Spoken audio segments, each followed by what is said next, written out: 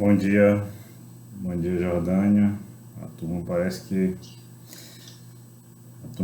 que não tá acordando cedo não, né? É, certo.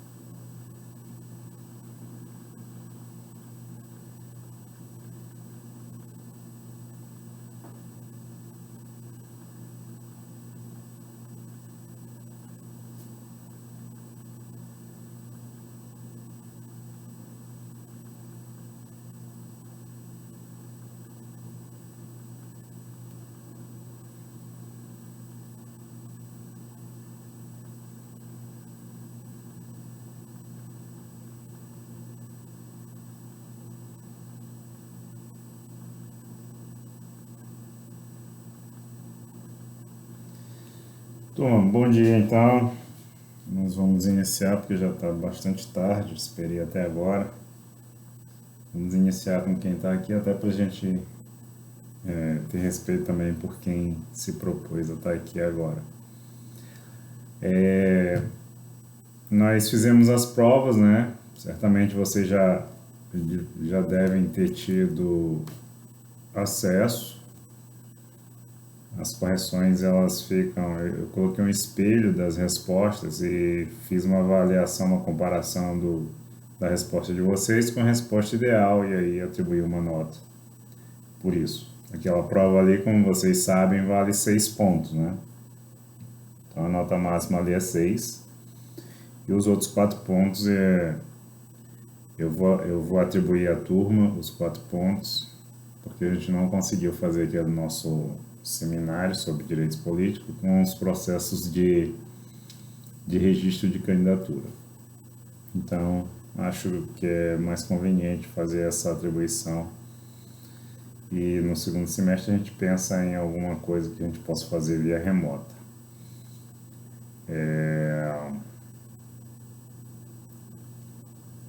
E eu acho... Alguém quer comentar alguma coisa sobre a prova? A prova eu acho que foi dentro do que a gente trabalhou mesmo, né? Dentro dos nossos assuntos da sala de aula. Não houve grandes surpresas. É claro que tinha algumas questões, tinha que ter um determinado nível de concentração, de atenção, porque uma leitura superficial podia conduzir a uma resposta inadequada. Mas de resto, eu acho que foi bem tranquilo, dentro da expectativa também do que a gente trabalhou em sala de aula.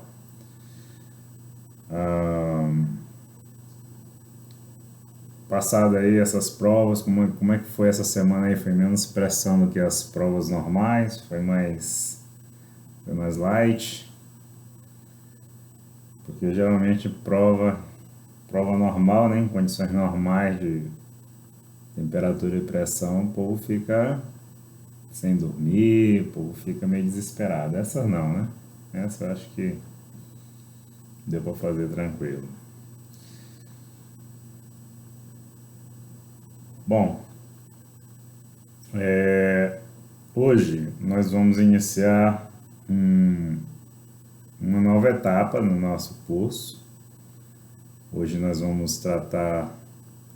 encerramos a parte de organização do Estado, né? Foi uma parte bem, reconheço que é uma parte que tem muito conteúdo, uma parte que exige muita atenção, porque fala de muitas regras de competência de cada ente.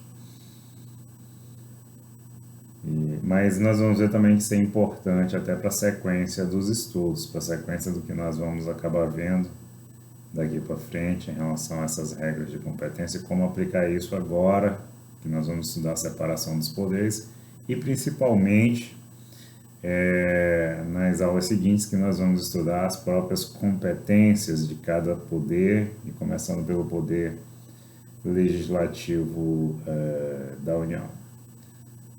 Certo? Pois bem.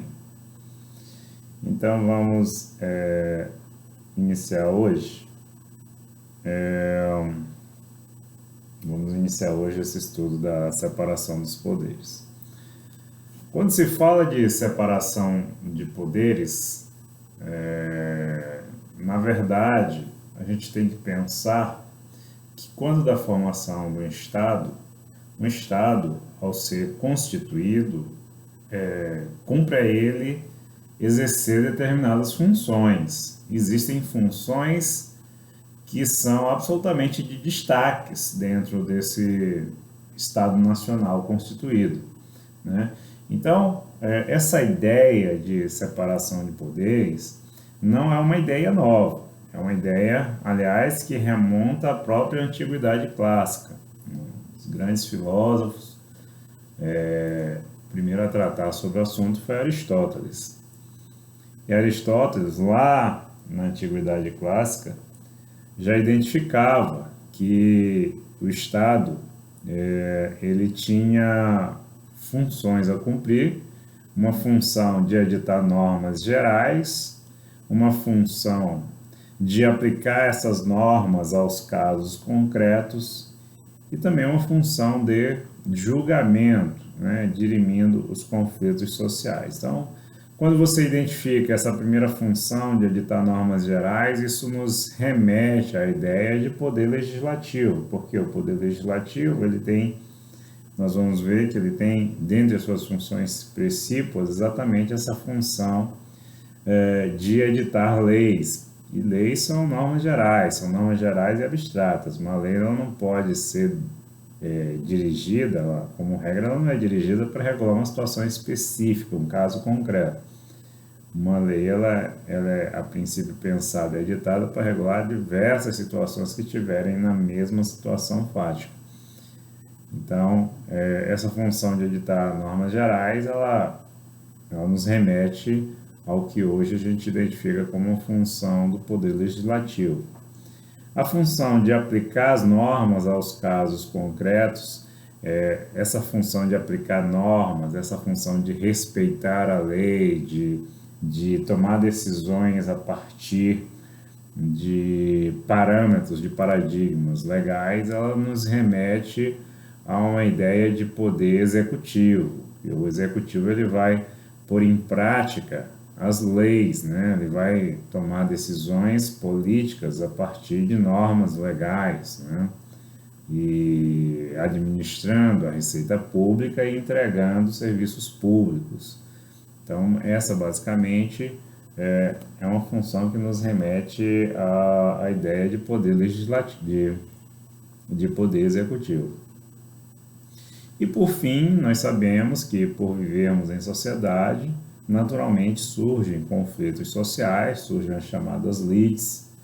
E as lides, que são esses conflitos de interesse, elas precisam ser solucionadas, né? O Estado ele toma para si, ele monopoliza a força, quer dizer, a gente supera aquela ideia da lei do talião, olho por olho, dente por dente, e o Estado monopolizando essa força, ele toma para si essa prerrogativa de resolver os conflitos de interesse, os conflitos sociais que venham a surgir dentro da sociedade. Portanto, essa primeira ideia de surgimento do Estado, com essas três grandes funções principais, ela não é nova, ela é uma ideia bem antiga, né? Lá do início da nossa civilização, e foi primeiro pensada por Aristóteles. Mas, professor, o que a gente estuda sobre isso desde a Revolução Francesa é que o grande mentor disso teria sido Montesquieu, o Barão de Montesquieu. Inclusive, isso teria sido a base teórica da própria Revolução Francesa, da Constituição Francesa, que adveio da Revolução Francesa lá no século XVIII.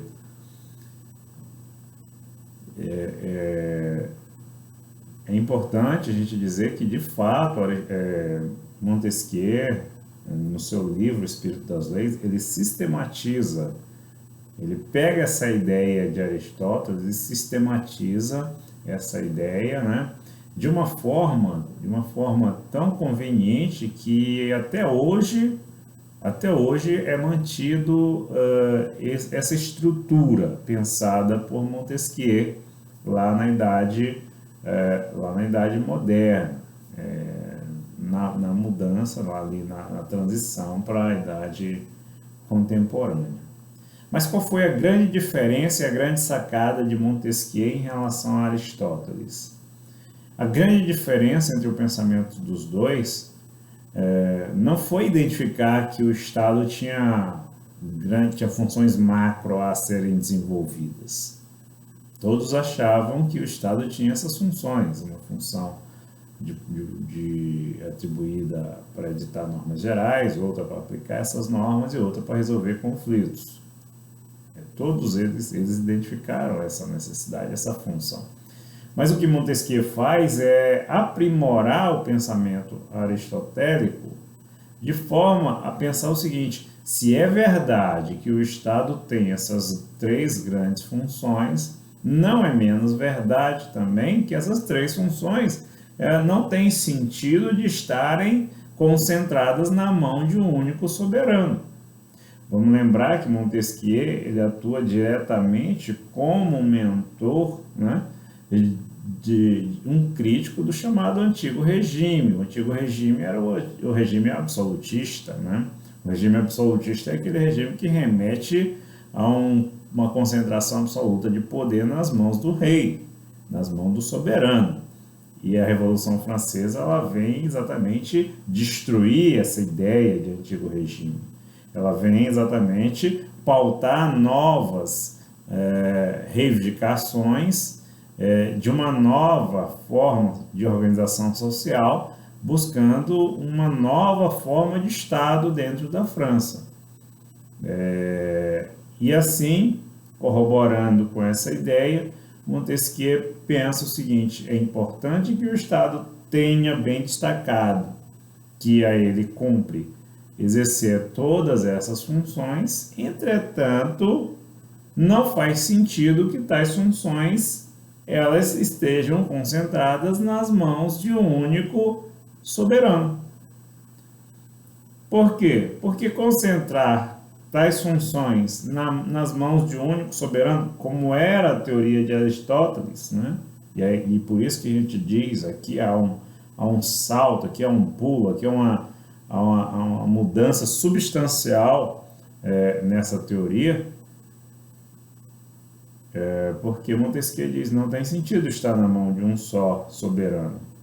Se isso acontecer, de estar-se nas mãos de um só soberano todas essas funções do Estado, nós estaremos diante de uma tirania, nós estaremos diante de uma possibilidade de arbítrio, como foi, né, toda a Idade Média permeada por essa ideia de absolutismo, de concentração do poder nas mãos de um único soberano. Portanto, o que Montesquieu quis foi dizer o seguinte: o melhor, inclusive, para o Estado francês, né, diante dessas novas perspectivas, a burguesia ali como classe social que merece ascender, que merece o terceiro Estado, que merece, né, que é quem produz realmente, que é quem está bancando a nobreza, que é quem está bancando o clero, e que precisa demonstrar sua força para romper com esse antigo regime, entender-se que esse poder ele não pode ser concentrado na mão de uma só pessoa. esse poder, na verdade, tem que estar concentrado na mão de 3 pessoas, pelo menos, ou 3 grupos de pessoas, ou 3 instituições. Então, o poder executivo passaria a estar na mão de um determinado grupo ou pessoa, o poder legislativo da mesma forma, e o poder judiciário também da mesma forma. Então, essa ideia de aprimoramento do pensamento aristotélico foi uma grande sacada de Montesquieu, né? Com óbvio interesse de justificar aquela mudança de paradigma dentro da França, é evidente, né? Mas com uma profundidade e com uma sabedoria tão grande que, mesmo hoje, passados 300 anos, isso foi em 1789, 200, assim, quase 230 anos, vamos dizer assim, passado todo esse período, tá? Ainda hoje é a forma como as nações democráticas acabam por se organizar.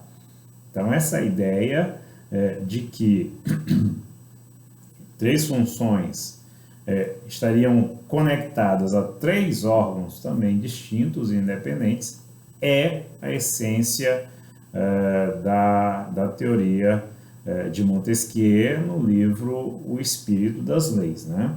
E é um livro que surge durante o pensamento do liberalismo, né? O que é esse liberalismo? Ele vem exatamente propor uma desconcentração do poder do Estado, né? Exigindo do Estado respeito às liberdades individuais que até então não existiam ou dependiam exclusivamente do capricho do rei, né? Então a gente lembra que o liberalismo ele surge naquela ideia de primeira geração de direitos humanos, né? Onde as pessoas querem exigir do Estado que esse Estado respeite suas liberdades individuais.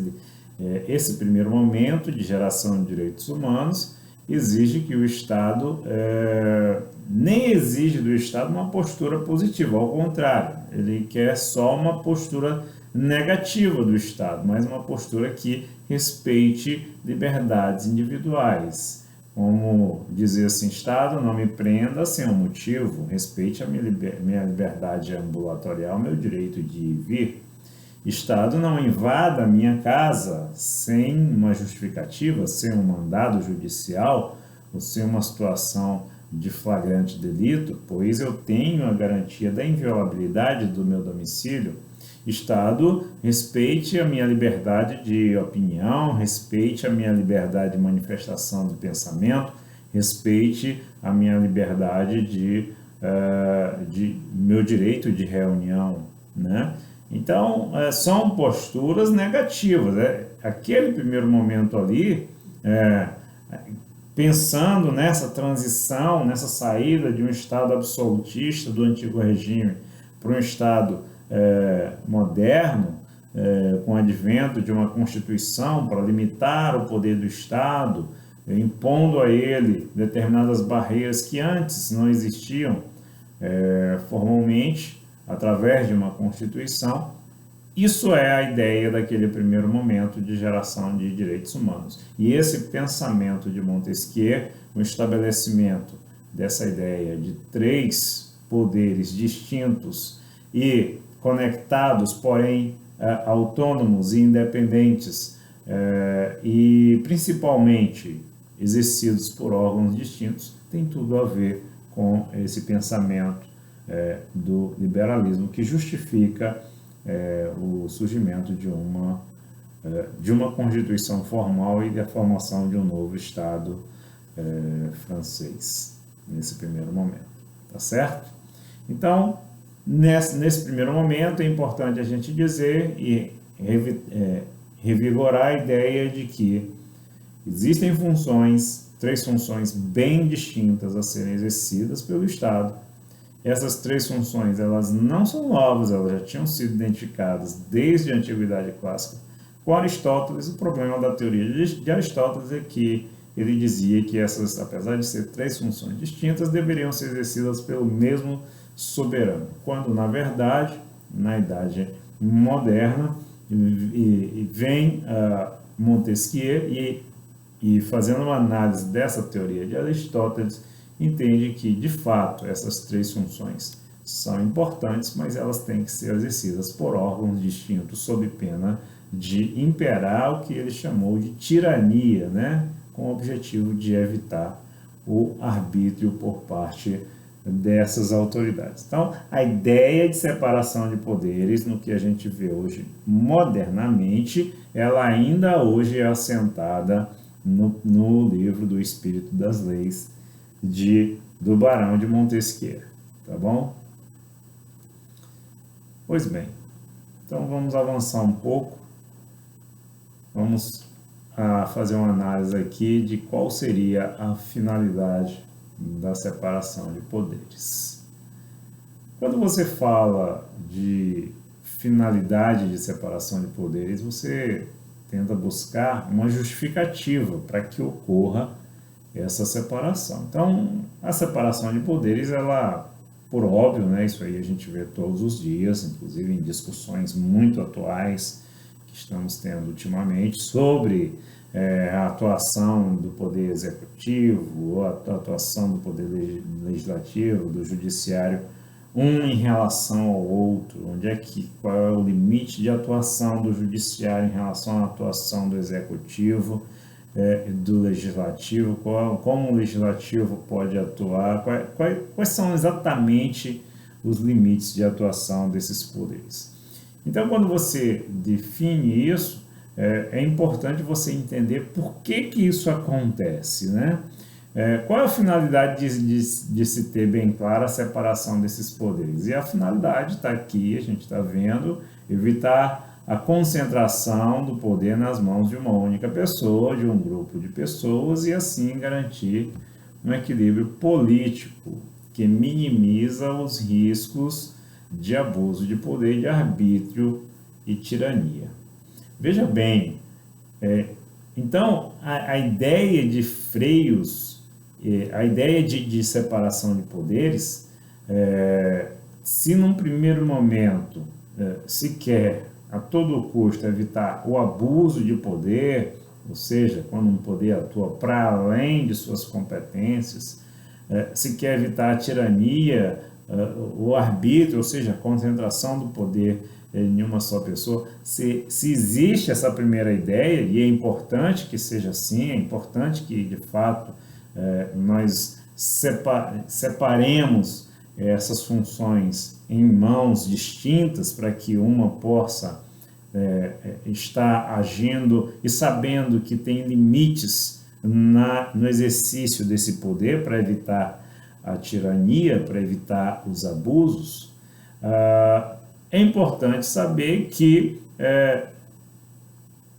apesar disso, deve haver dispositivos que permitam fazer uma avaliação se de fato esses limites estão sendo respeitados.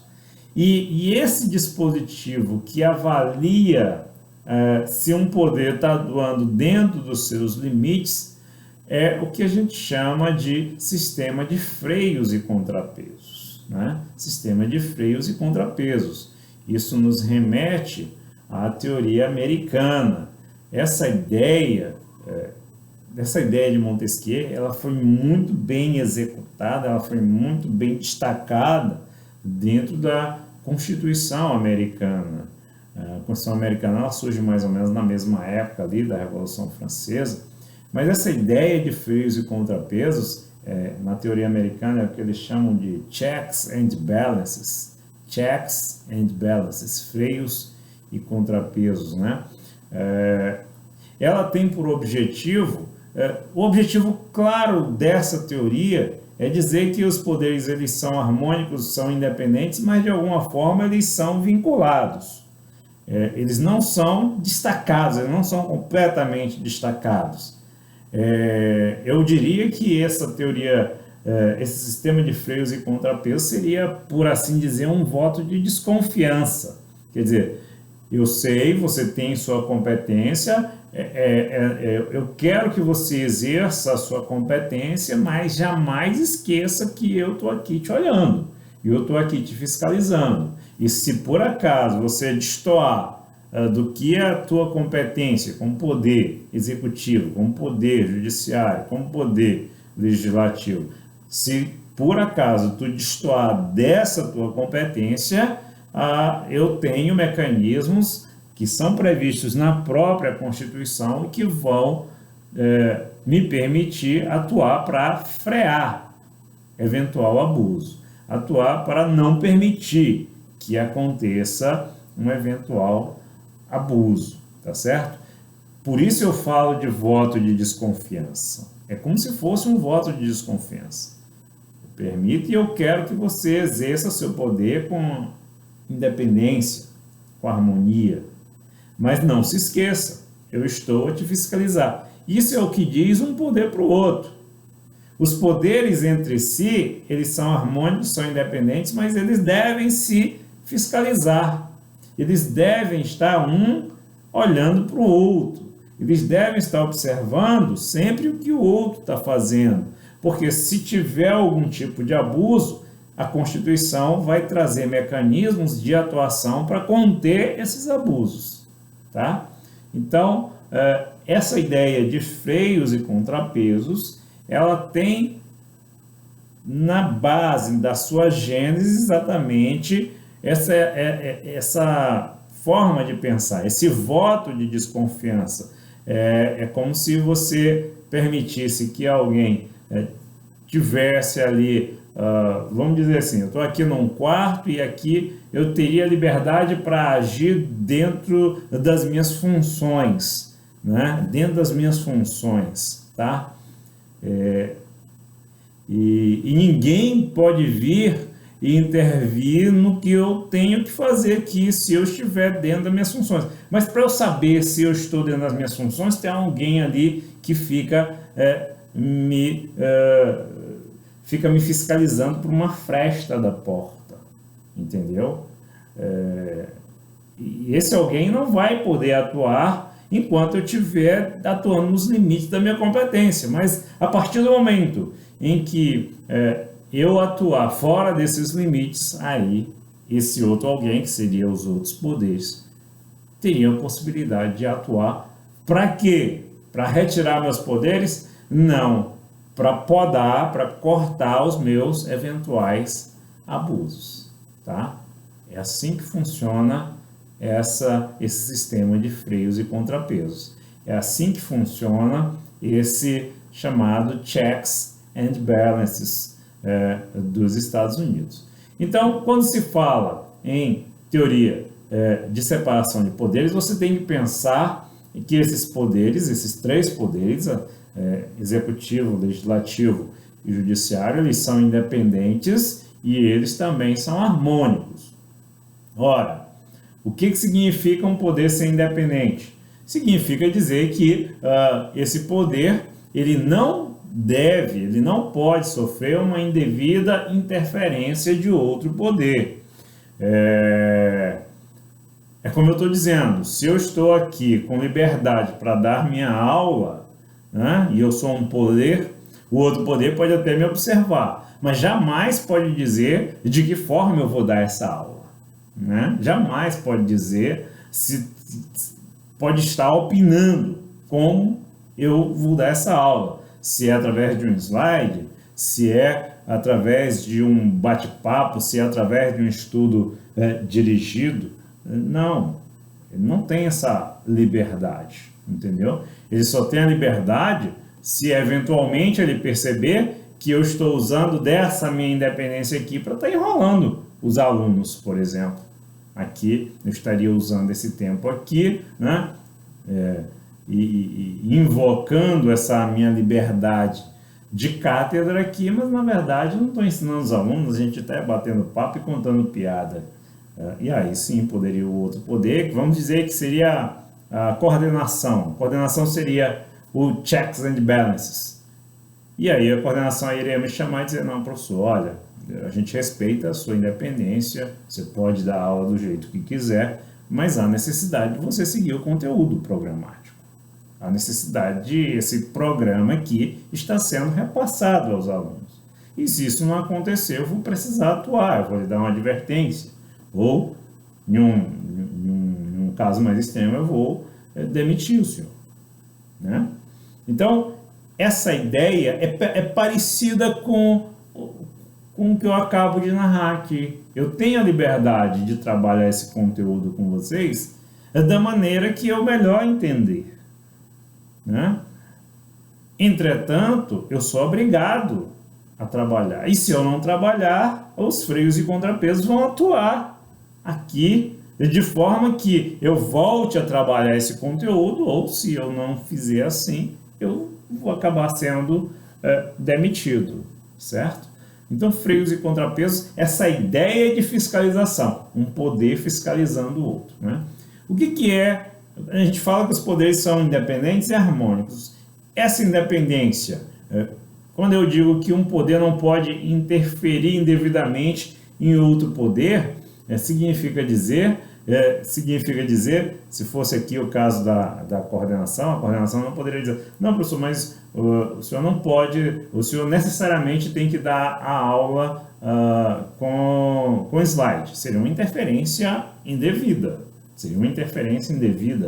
Certo? Porque eu fiz uma outra opção. Eu fiz uma opção de trabalhar um texto de Word.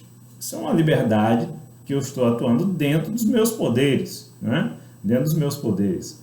Agora, a Constituição diz que, por essa independência, analisando, por exemplo, um caso concreto, na Constituição, nós temos algumas situações que estabelecem recessos legislativos, né? Recesso legislativo em julho, recesso legislativo em dezembro e em janeiro.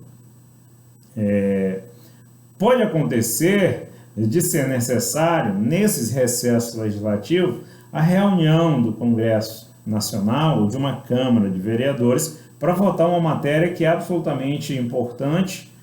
Vamos imaginar que essa pandemia, por exemplo, tivesse acontecido em pleno recesso legislativo. Então, era muito importante que se votassem leis relativas a essa pandemia, como foi o caso da Lei 13.797, que é uma lei que regula como funciona a questão de isolamento, como funciona a questão de quarentena, o que é quarentena, regula a questão do estado de calamidade pública, com a possibilidade de dispensa de licitação. Então, era algo muito necessário que precisaria ser votado com urgência. Então, por conta disso, o presidente do Congresso Nacional, o presidente de cada casa, fazia a convocação no meio do recesso legislativo para que os deputados e senadores se reunissem para votar essa lei. Será se caberia ao judiciário uma atuação no sentido de impedir essa reunião, dizendo assim, olha, vocês vão ter aqui o ano todo para fazer essa análise, fazendo essa reunião extraordinária nesse momento, no momento do recesso parlamentar, nós teríamos um excesso de gastos aqui com diárias, com essa convocação, e, portanto, isso não seria saudável para os cofres públicos, de forma que eu estou determinando o cancelamento dessa convocação extraordinária, porque ela é abusiva e gera muita despesa pública. Poderia o judiciário agir dessa forma? O STF disse que não pode. Não pode porque, no precedente, o STF disse que o judiciário não pode analisar matérias regimentais do Poder Legislativo. Essas matérias regimentais são matérias que estão previstas no regimento interno, que é o ato normativo que diz como funciona as reuniões dentro do Poder Legislativo de cada casa legislativa. Então ele diz que não dá para analisar essas matérias regimentais porque aquilo ali é matéria interna corpore, uma matéria interna do Poder Legislativo, né? E de forma que se lá está previsto a forma que autoriza, os requisitos que autorizam para fazer uma convocação extraordinária, preenchidos esses requisitos, não cabe ao judiciário dizer que não pode ser feita a reunião extraordinária, certo? Não pode. Então, isso é respeito à independência do Poder Legislativo. Isso eventual ação do judiciário nesse sentido seria uma indevida interferência do Poder Judiciário no Poder Legislativo. Outra situação que deixa muito evidente essa ideia de independência do Poder Legislativo é em relação ao processo de formação de leis.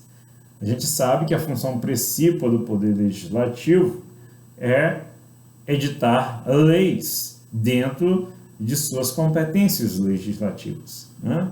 E a gente sabe também que o Judiciário ele tem o poder de fazer uma análise da constitucionalidade das leis. Vocês ainda vão estudar controle de constitucionalidade.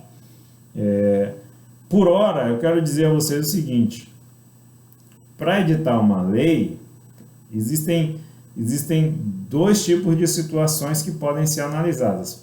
A primeira situação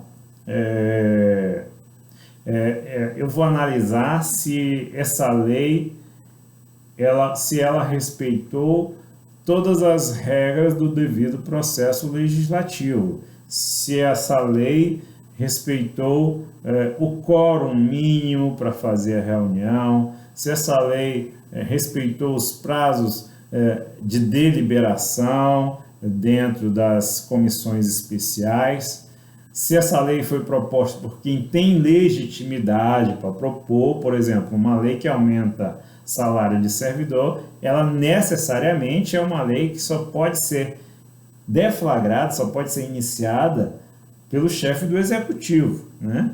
Então, vamos pensar o seguinte: temos uma lei que foi proposta no Congresso Nacional por um deputado visando o aumento dos salários dos servidores do INSS. Então, o deputado propõe essa lei no Congresso Nacional. O Congresso Nacional aprova essa lei, né? E essa lei vai para a sanção, o veto do presidente, e o presidente está contra aquela lei ali, deixa passar, recebe uma sanção tácita essa lei, ou seja, o presidente não se manifestou, depois de 15 dias é como se ele tivesse sancionado essa lei. Posteriormente, o presidente vai ao Poder Judiciário, vai ao STF e diz o seguinte: olha, essa lei aqui é uma lei que está aumentando as despesas com o pessoal do INSS. Segundo a Constituição, a iniciativa das leis para conceder aumento aos servidores públicos é uma iniciativa que é privativa do Executivo. Porém, quem deu início a essa lei não fui eu, presidente, foi um deputado. Então, essa lei não respeitou as regras do processo legislativo e ela é uma lei inconstitucional por esse motivo. Então, essa primeira análise nos remete a uma análise de uma inconstitucionalidade apenas formal da lei. Uma inconstitucionalidade que não respeitou as regras do processo legislativo, como é o caso de uma lei que a Constituição diz que a iniciativa tinha que ser necessariamente do presidente da República, mas que, no caso concreto, a iniciativa dessa lei foi por um deputado. Então, houve uma ilegitimidade no processo de deflagração dessa lei. Portanto, há uma inconstitucionalidade formal dessa lei. E o judiciário ele pode vir e restabelecer a ordem dizendo, de fato, essa lei é inconstitucional, porque ela não respeitou o devido processo legal. Então, a isso nós chamamos de inconstitucionalidade formal. É o vício no processo legislativo de formação da lei. Só que existe também uma inconstitucionalidade que a gente chama de material. Essa não diz respeito ao processo legislativo de formação das leis. A inconstitucionalidade material diz respeito ao próprio conteúdo da lei, né? Então, vamos imaginar que no Congresso Nacional se fizesse uma lei e essa lei tivesse tramitado corretamente, respeitando todas as regras do devido processo legislativo, né? Ela foi promulgada, ela foi publicada, ela foi sancionada, virou lei. O que essa lei está dizendo? Essa lei está dizendo o seguinte: olha, todos os alunos do ensino médio do Estado do Maranhão, todos os alunos do ensino médio do Estado do Maranhão, todos os alunos egressos de faculdades do Estado do Maranhão, todos esses alunos, eles poderão ingressar em cargos públicos federais sem necessidade de prestar qualquer tipo de concurso público.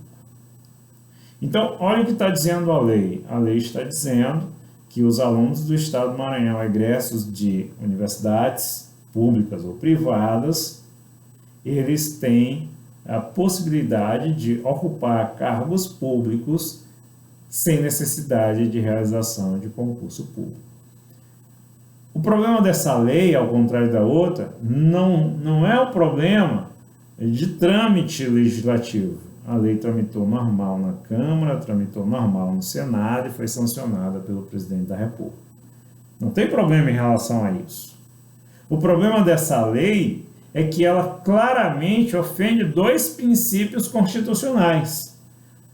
O princípio da igualdade, já que nada justifica que só os alunos do Maranhão, egressos de universidades públicas ou privadas, pudessem acessar cargos públicos sem concurso. E dois, é que também viola o princípio do concurso público. Também está previsto na Constituição, no artigo 37(2), e diz que o acesso aos cargos públicos necessariamente só podem ocorrer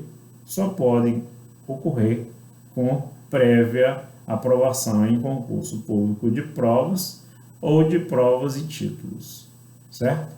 Então, tem dois princípios constitucionais ofendidos por essa lei. Então, o que ofendeu o vício dessa lei, ao contrário da outra, que era só um vício da iniciativa, quem propôs foi um deputado, mas quem deveria propor era o presidente, o vício dessa lei é do seu próprio conteúdo. O conteúdo dessa lei, ele é claramente inconstitucional, por violar dois princípios da Constituição: o princípio da igualdade e o princípio do concurso público. Tá? Então, isso aqui a gente chama de inconstitucionalidade material. Mas, dito isso, vamos voltar à ideia de independência.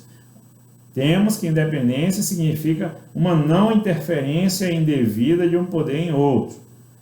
O poder legislativo está fazendo a lei,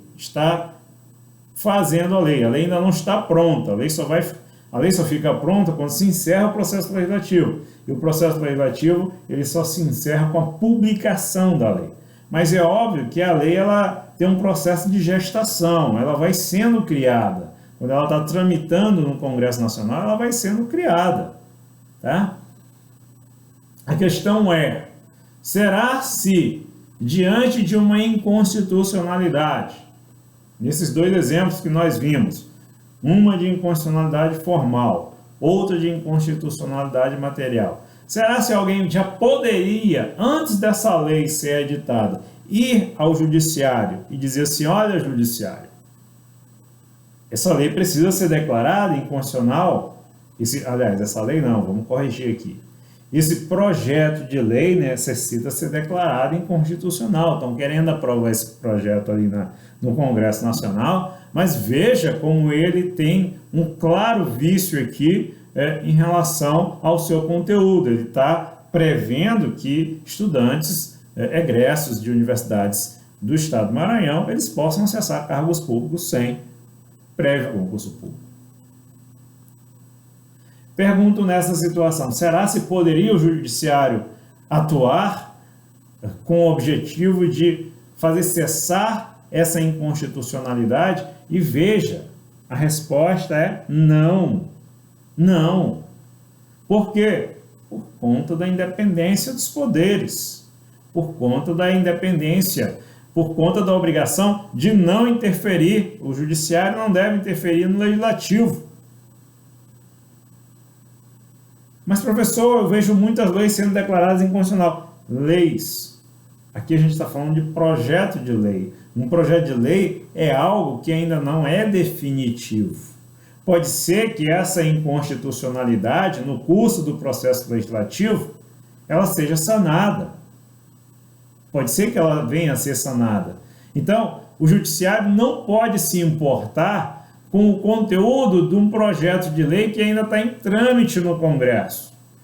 Não é possível o judiciário entrar e analisar a inconstitucionalidade material de um projeto de lei, pelo simples fato desse projeto ainda não ser lei e poder, eventualmente, vir a ser modificado até quando ele se tornar lei. Agora, uma vez que ele se tornou lei, aí sim, aí a gente fala também de freios e contrapesos, isso também é freios e contrapesos, tá?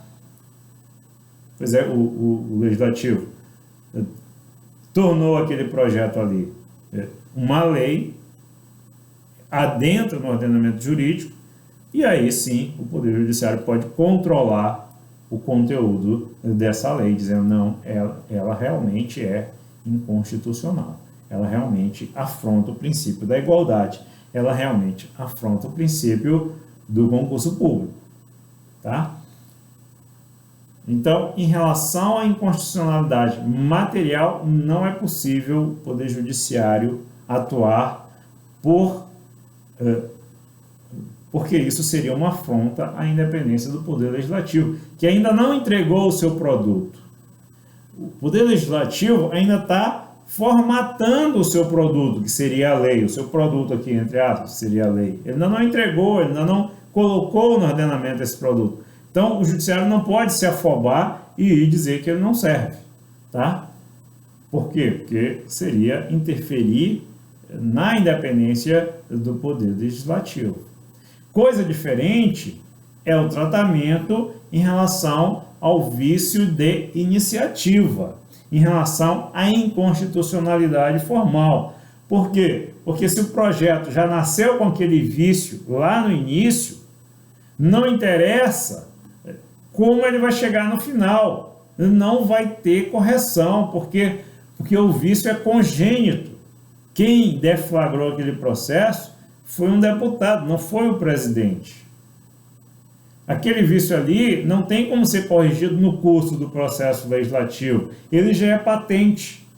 E os deputados, eles podem, por exemplo, entrar com mandado de segurança e dizer assim: eu tenho, como parlamentar, direito de participar de um devido processo legal, de um devido processo legislativo rígido, de um devido processo legislativo que não seja maculado, que não tenha vícios.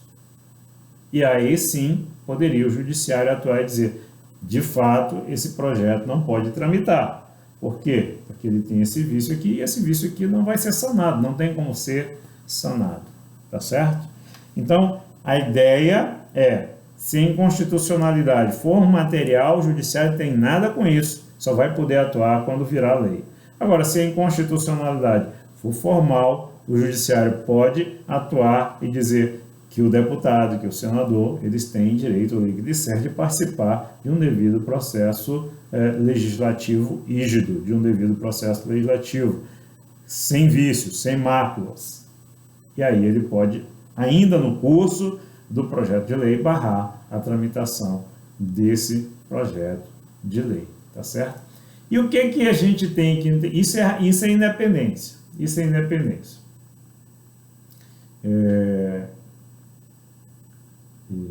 E o que seria a harmonia?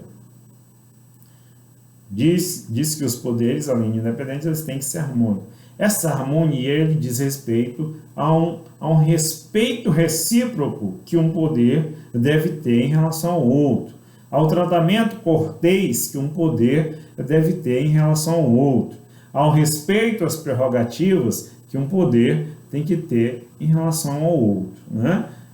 A harmonia significa que eles devem trabalhar de forma a atingir o bem comum sem que um interfira indevidamente na esfera de atuação do outro, sem que um interfira indevidamente na esfera de atuação do outro, sem que um desrespeite as prerrogativas do outro poder. A gente tem assistido ultimamente muitas reclamações de interferência do STF em ações do Poder Executivo, algumas com alguma razão, outras sem essa razão, mas a gente poderia concluir quando se determina, por exemplo, uma divulgação de uma reunião interministerial, né?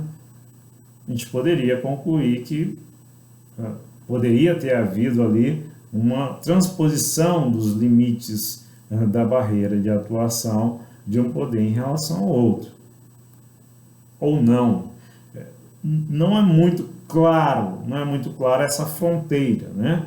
Mas a gente já observa muitas situações que são tidas como objeto de uma grande reclamação. Nesses últimos dias a gente assistiu, por exemplo, que é possível que o ministro Celso de Mello venha apreciando um pedido de deputados, ele apreciou, na verdade, um pedido de um partido político para que fosse disponibilizado o conteúdo das conversas do presidente da República, E aí Celso de Mello, que é o ministro do STF, mandou para o PGR analisar se é conveniente ou não esse pedido, porque esse pedido não cabe a partido político, né? Quem é o titular da ação penal e quem participa da produção dessas provas é o Ministério Público Federal, através do Procurador-Geral da República. Então, o Procurador-Geral da República vai analisar e vai fazer o pedido ou não de entrega do celular. Antes de qualquer manifestação, o presidente da República já disse que não entrega o seu celular, que ali tem questões de Estado, que ali ele conversa com o presidente de outras nações e que isso é uma indevida interferência do Poder Judiciário dentro dos limites de atribuição do Poder Legislativo. Penso que nesse ponto ele tem lá a sua razão para dizer isso, né?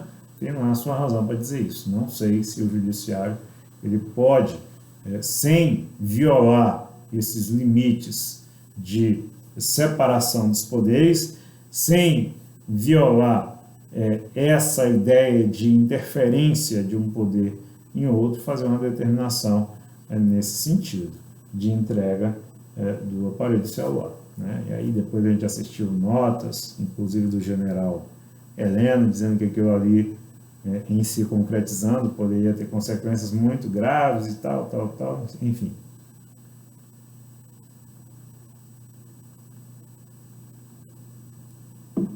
O certo é que a discussão que está permeando todo esse imbróglio aí é exatamente os limites dos freios e contrapesos.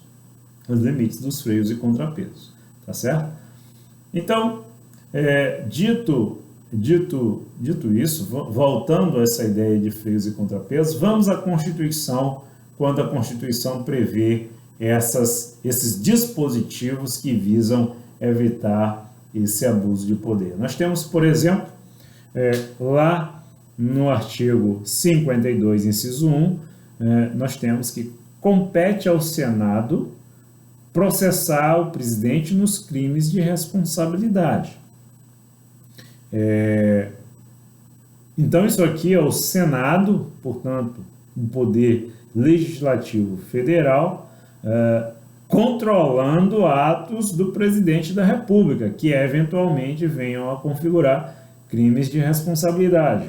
Foi o que aconteceu no julgamento do Collor de Mello, em 1992, e também com o julgamento da Dilma Rousseff, agora mais recente, em 2016. Se atribuiu a Dilma Rousseff uma situação de crime de responsabilidade, que seria o que ficou conhecido como pedaladas fiscais, que seria uma maquiagem ali com as contas dos empréstimos contraídos pelo governo, de forma a gerar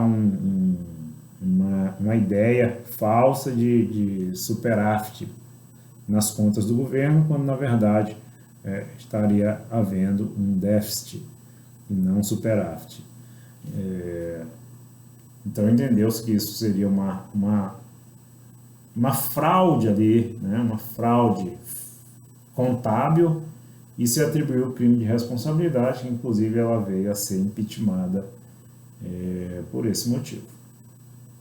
Uma outra ideia, uma outra proposta também de freios e contrapesos dentro da Constituição Federal é dizer que compete ao STF, a competência do STF para processar parlamentares, que está prevista lá no artigo 102, inciso 1b da Constituição Federal, e diz exatamente isso, que existe a prerrogativa por foro, prerrogativa de foro dos parlamentares, eventuais parlamentares federais que vierem a cometer crime no exercício do mandato e em razão do mandato, ainda que se trate de crimes comuns, como crime de corrupção, como crime de lavagem de dinheiro, esses deputados e senadores, eles necessariamente vão ser processados no âmbito do STF e não lá em primeiro grau de jurisdição. E isso é, mais uma vez, um poder controlando ações de outro poder. Agora é o poder judiciário controlando atos de membros do poder legislativo. Outra forma de freios e contrapesos previstos na Constituição é a questão do veto do presidente da República a projetos de leis aprovados pelo Legislativo. Sanção e veto é a última etapa ali do processo legislativo. O projeto de lei ele vem tramitando na Câmara, tramitando no Senado, depois que foi aprovado na Câmara e no Senado, vai para o presidente da República. O presidente da República vai sancionar ou vetar. Sancionar, depois vai para promulgação e publicação. Aí vira lei. Agora, se ele vetar, esse projeto ele não vira lei, né? Então, observa que esse veto é uma prerrogativa que o presidente da República, enquanto poder executivo, tem de barrar atos do poder legislativo. Então, o presidente da República ele tem a prerrogativa de vetar projetos de leis aprovados pelo poder legislativo. Então, de novo, é uma espécie de freios e contrapesos. Vamos que nessa pandemia, por exemplo, o Executivo tivesse enviado a proposta para fazer o auxílio emergencial de R$600, né, de R$600. Só que, iniciado esse processo legislativo do auxílio emergencial de R$600, lá no trâmite dentro do Congresso Nacional, um deputado diz, não, R$600 não dá para sustentar uma família, não dá, é pouco. Então vamos aumentar para R$1.000. Vamos aumentar para R$1.000. E aí a Câmara aprova R$1.000, o Senado aprova R$1.000 e vai para o presidente da República.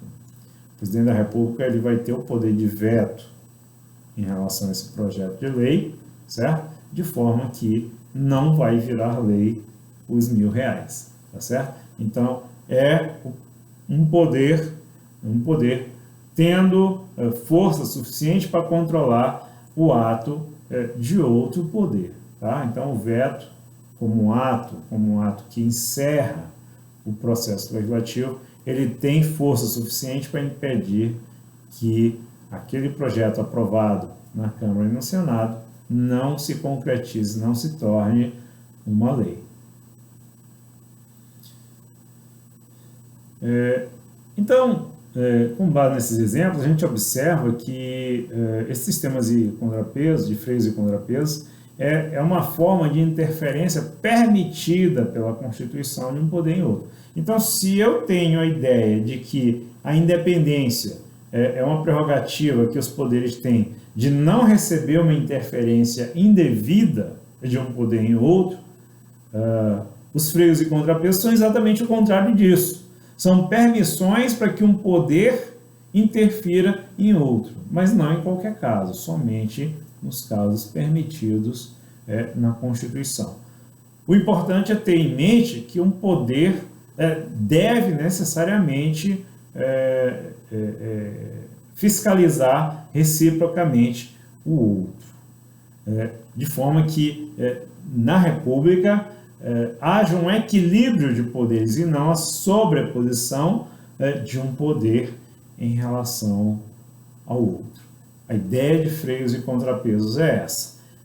É aquela ideia do voto de desconfiança, aquela ideia de fiscalização mútua.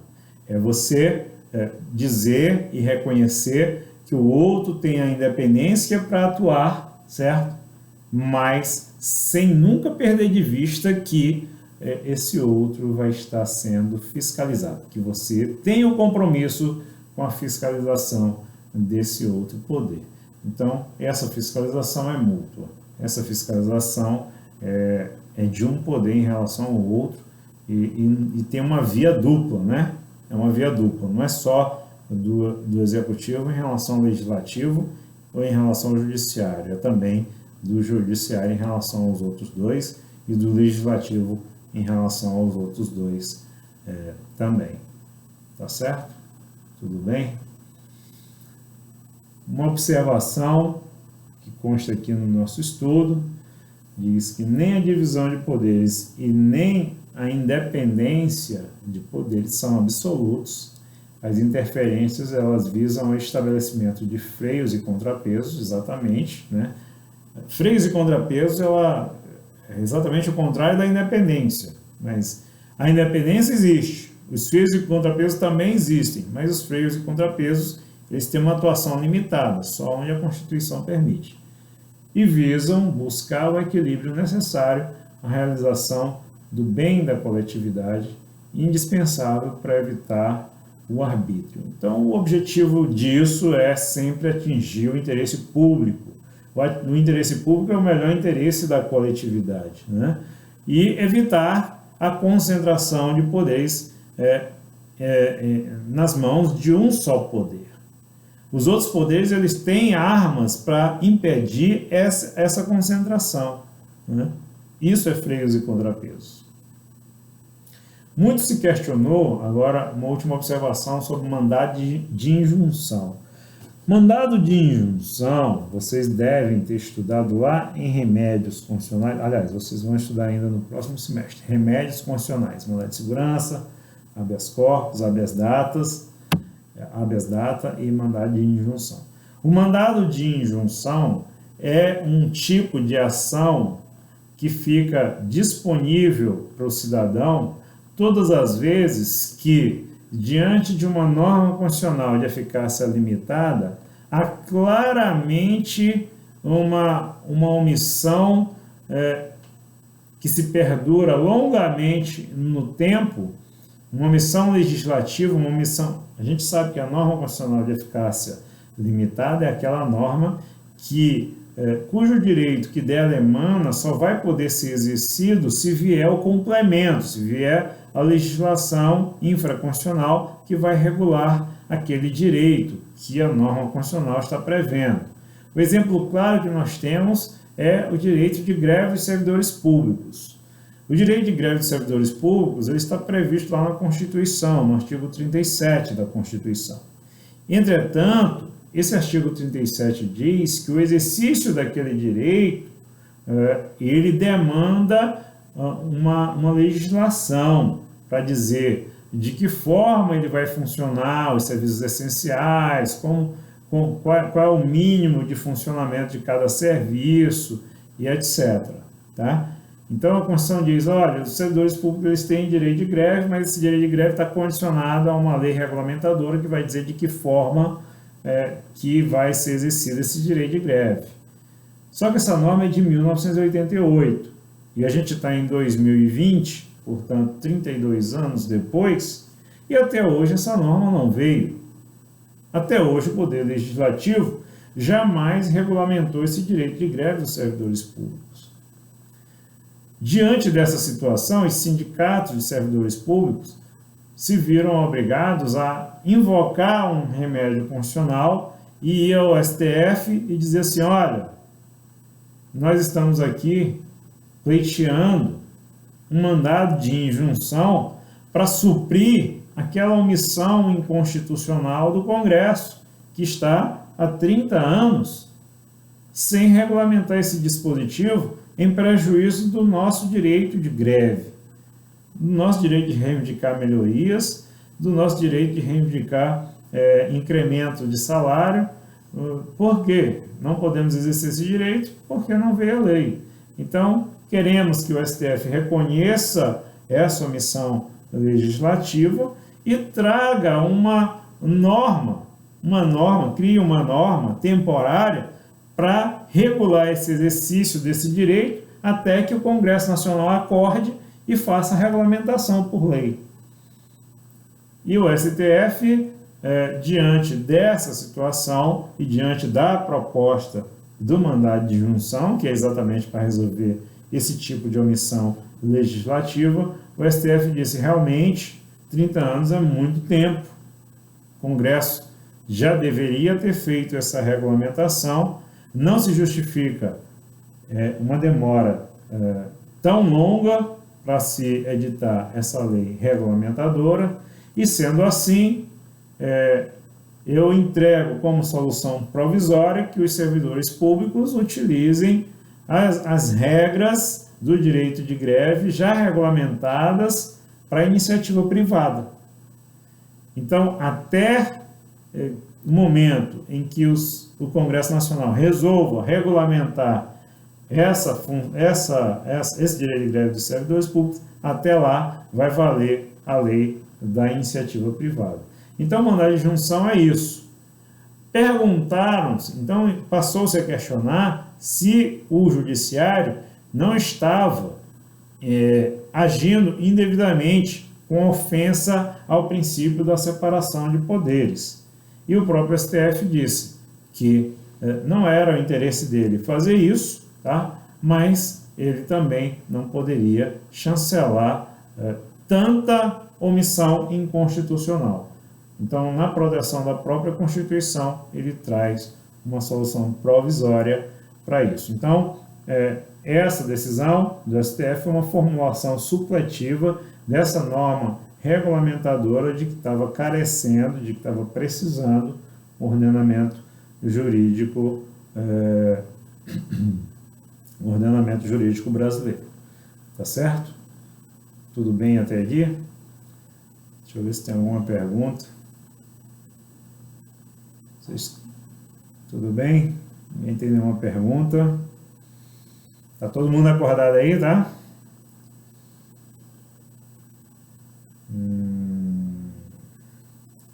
Certo, tudo tranquilo. O Lucas está acordado também, né? Keila está dizendo que está tranquilo. Semin, Jordânia. Beleza. Olha, a Lidiane está rindo. Talvez a Lidiane estava dormindo aí e acordou agora. Olha o Jairo aí também. Olha aí. Eu estou falando umas verdades aqui, né? É só intuição, viu? É só intuição. A Jordânia está rindo aí. Acho que é da Lidiana. Tá dormindo mesmo, Lidiana? Conta aí. Foi dessa vez. Olha aí, a gente descobre as coisas, ó. Certo. Mas vamos acordar, né, meu povo? Vamos acordar, que já vai dar 9 horas. Vixe, quinto sono. O que ela fez ontem à noite, hein? Vai estar dormindo até agora. Não é possível. Não creio. Ai. Ela não se pronunciou, não. Tá bom. Certo. Vamos. Olha aí, a gente tem sentido o que a gente está falando, viu? Ela acabou de confessar aqui, não estava conseguindo dormir. Ela não disse por quê, mas disse que não estava. Ah, vamos lá. Bom, hoje nós também vamos falar sobre funções típicas e funções atípicas. Para encerrar a aula, nós vamos falar sobre esse assunto. Veja bem, quando a gente fala de separação de poderes, a gente pensa em executivo, legislativo e judiciário. O executivo a gente pensa num órgão que vai administrar as verbas públicas, entregar serviços públicos, buscando o bem comum da população. Sempre respeitando as regras também, né? Respeitando as leis. O legislativo vai ter a função típica, aqui eu quero chamar já a atenção de vocês. Função típica é a função que diz respeito à própria natureza, à própria essência. Por que existe esse poder? O poder legislativo ele existe porque a função principal dele é criar leis dentro da sua competência. Mas não só, e aqui eu já chamo a atenção, também a função típica do poder legislativo fiscalizar os atos do poder executivo, né? Fiscalizar os atos do poder executivo. Então, é muito comum a gente ver, por exemplo, CPIs. CPIs vai investigar o contrato que foi superfaturado para a compra de respiradores no Rio de Janeiro, por exemplo. A gente está assistindo essa situação. No Pará, no Ceará, a gente está assistindo essa situação. Então, o Poder Legislativo ele tem essa dupla função. É função típica dele legislar, mas também é função típica dele fiscalizar os atos do Poder Executivo. Então, é uma função típica, é da essência dele, ele existe para isso, né? Ele existe para isso. Tanto também que quando o prefeito ele faz a sua prestação de contas, essa prestação de contas ela vai para o TCE e depois que vai para o Tribunal de Contas remete para a Câmara do município e é a Câmara do município que vai dizer se essas leis, se aprovam ou se reprovam as contas do prefeito. Quer dizer, é o Poder Legislativo fiscalizando as contas do Poder Executivo, certo? Então, a função típica do Poder Legislativo é essa: legislar e também fiscalizar os atos do Poder Executivo. E qual é a função típica do Poder Executivo? É administrar, obviamente, administrar. E quando é que ele administra? Quando ele reconhece a necessidade de criar um novo ministério, uma nova secretaria, quando ele faz uma opção por construir uma creche, por reformar uma escola, por construir um hospital, por fazer um estádio de futebol, por reformar ruas ou BRs. Tudo isso é administrar a verba pública, né? Pegar aquela receita e transformar em serviços públicos a bem da coletividade. Então, a função típica do Executivo é essa, de administrar as verbas públicas e entregar serviços públicos. E a função típica do Poder Judiciário a gente também já sabe, né? Resolver as lides, os conflitos de interesse, buscando a pacificação social. Essa é a função do Poder Judiciário. Então, a gente sabe que esses poderes eles existem com uma função precípua. O Executivo de administrar, o Legislativo de legislar e de fiscalizar, e o Judiciário de uma função de pacificação social dos conflitos. Então, se é verdade que eles têm funções típicas, também é verdade, e aí a gente tem que reconhecer, que todos esses poderes não exercem só essas funções. Eles também exercem funções que a gente chama de atípicas. O que são funções atípicas? São funções que, a princípio, são inerentes a um poder, mas que, por disposição constitucional, são exercidas por outro poder. Então, por exemplo, a função típica do Poder Legislativo é legislar e fiscalizar, já falamos, né? Mas ele também, a gente já viu que o Senado julga o presidente da República nos crimes de responsabilidade, no caso de impeachment. né? E a função de julgar é uma função que, a princípio, é do poder o quê? Judiciário. Mas, quando o Senado julga o presidente da República nos crimes de responsabilidade, é o poder legislativo exercendo funções jurisdicionais. Então, é uma função atípica. Por quê? Porque aquela função, a princípio, é do Poder Judiciário, mas a própria Constituição, no artigo 52.1, diz que cabe ao Senado. Então, é uma função atípica. Então, repetindo que é função atípica, a princípio, aquela função é exercida por um outro poder. Mas a Constituição excepciona de determinado modo, de forma que atribui, naquele caso específico, essa função de julgamento ao Poder Legislativo. Então, um exemplo de função atípica do Poder Legislativo é de julgar o presidente da República. Qual é a função típica do Executivo? Praticar os atos administrativos, né? Administrar, praticar atos administrativos, fazer concurso, fazer licitação, realizar obras públicas, né? E também exercer atos de chefia de Estado, representando o Estado brasileiro nas relações internacionais. E também funções de governo, definindo políticas públicas, como, por exemplo, a reforma da Previdência. Isso são funções típicas do Poder Executivo. Mas, e uma função atípica do Poder Executivo? Uma função atípica? O presidente da República editar medidas provisórias. Uma medida provisória é uma espécie normativa, portanto, uma medida provisória tem força de lei. Mas quem edita a lei, como regra, é o Poder Legislativo. Porém, a Constituição, no artigo 60, a Constituição diz que cabe ao presidente da República editar medidas provisórias. Então, está atribuindo ao Poder Executivo, ao presidente da República, uma função que, a princípio, era do Poder Legislativo. Por isso a gente chama de função atípica. O Executivo, ele também tem uma função jurisdicional, quando ele julga recursos administrativos, né? Você faz um concurso, você foi aprovado, você pode recorrer, né? E aquele recurso pode ser provido ou pode ser improvido, mas de qualquer forma a própria administração, o próprio Poder Executivo julgando um determinado recurso, né? Da mesma forma, numa licitação, o indivíduo foi excluído da licitação e aí ele entra com recurso contra aquela decisão para que ele continue participando. Esse recurso que eu digo é um recurso administrativo dentro da própria comissão de licitação. E a comissão pode rever aquele seu ato e dizer, não, realmente ele tem direito de continuar. Ou então a comissão vai dizer, não, ele não tem direito de continuar, mas ela está julgando, o que a princípio é uma função do judiciário, né? Portanto, é uma função atípica do Executivo. E com relação ao judiciário, a função principal do judiciário, a função típica é julgar, né? Mas ele tem funções atípicas, né?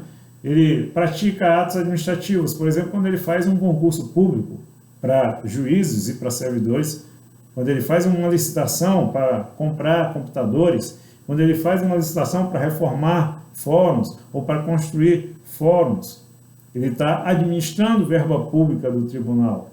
Uma função que, a princípio, é do Poder Executivo, mas que é exercida pelo Poder Judiciário.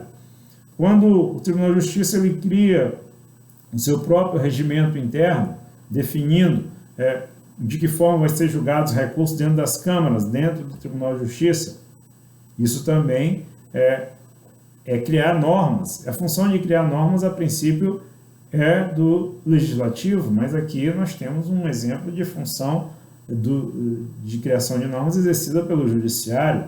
Então, é uma função atípica, tá? Então, a ideia é essa. A função típica diz respeito à própria essência e razão de existência desse poder, Executivo, Legislativo e Judiciário. E função atípica é o exercício por um poder de uma função que, a princípio, caberia a outro poder, mas que uma norma constitucional ou legal atribui essa função a esse poder, tá? Como quando bota o Legislativo para julgar o presidente da República nos crimes de responsabilidade. Tá bom? Gente, por hoje eu estou satisfeito. Se não tiver nenhuma dúvida, né? Fora essa dúvida que a gente ficou em relação à Lidiana, se não tiver qualquer outra dúvida, a gente encerra por aqui, tá bom? As notas já estão disponíveis, né? Se vocês Quem não estava aqui no início, quando a gente iniciou a aula, estão disponíveis lá no sistema, né? E a essas notas aí vocês acrescentem os 4 pontos e aí será a sua nota do primeiro bimestre. Os 4 pontos seriam em decorrência daquele trabalho que a gente não conseguiu fazer por conta da pandemia, que seria lá daqueles processos de registro de candidatura. Tudo bem, então? Ficamos assim? Beleza, então. Gente, bom dia, então. Vamos acordar. E agora eu vou tomar café também. Valeu, gente. Grande abraço. Tchau, tchau. Até a próxima aula, que é na quarta-feira. Tá bom? Valeu. Tchau, tchau.